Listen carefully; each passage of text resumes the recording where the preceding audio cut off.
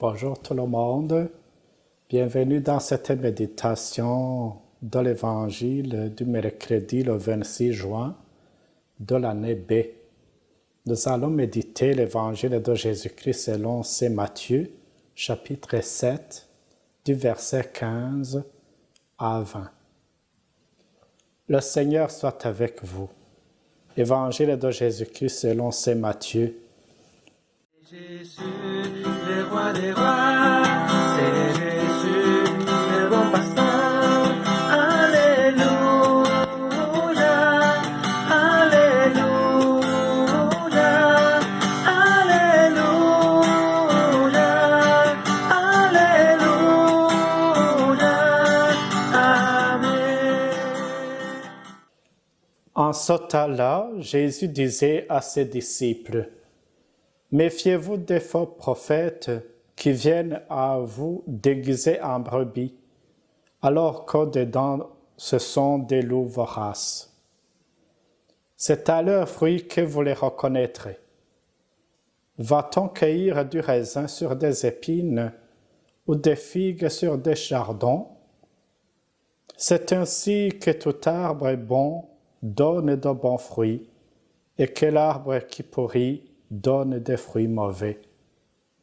Un arbre bon ne peut pas donner des fruits mauvais, ni un arbre qui pourrit donner de beaux fruits. Tout arbre qui ne donne pas de beaux fruits est coupé et jeté au feu. Donc, c'est à leurs fruits que vous les reconnaîtrez. » Acclamons cette parole de Dieu. Louange à toi, Seigneur Jésus.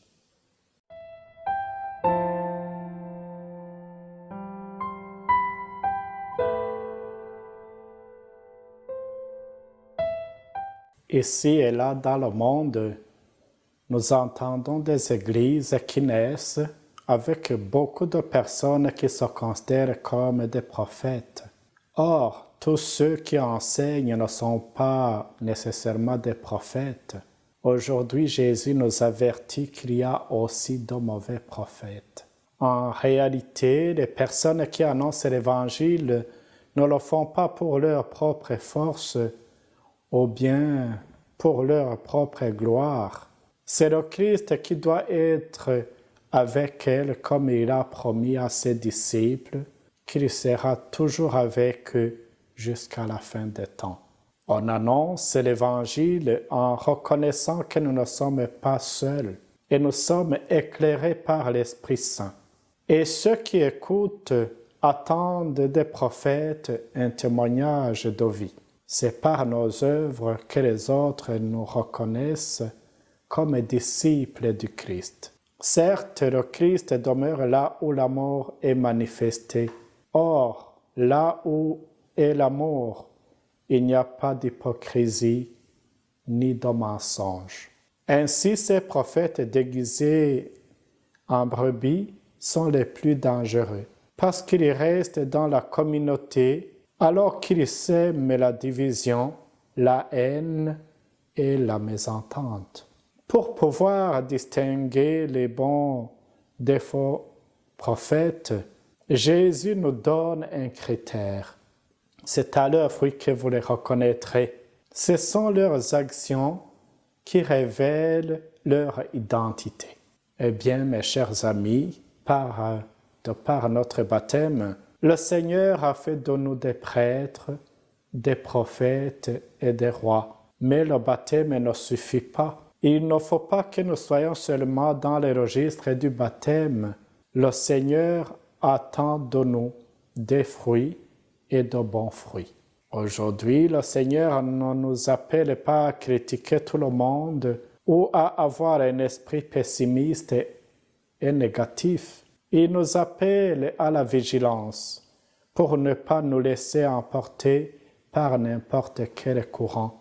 Le grand danger de l'Église ne vient pas forcément de l'extérieur de l'Église. Il peut y avoir des loups, même à l'intérieur de l'Église, qui prétendent parler au nom de Dieu. Demandons au Seigneur de transformer notre cœur pour que nous produisions de bons fruits tout au long de notre mission et tout au long de notre vie. Qu'il nous donne aussi d'être réellement ce que nous sommes en témoignant par notre vie. Amen.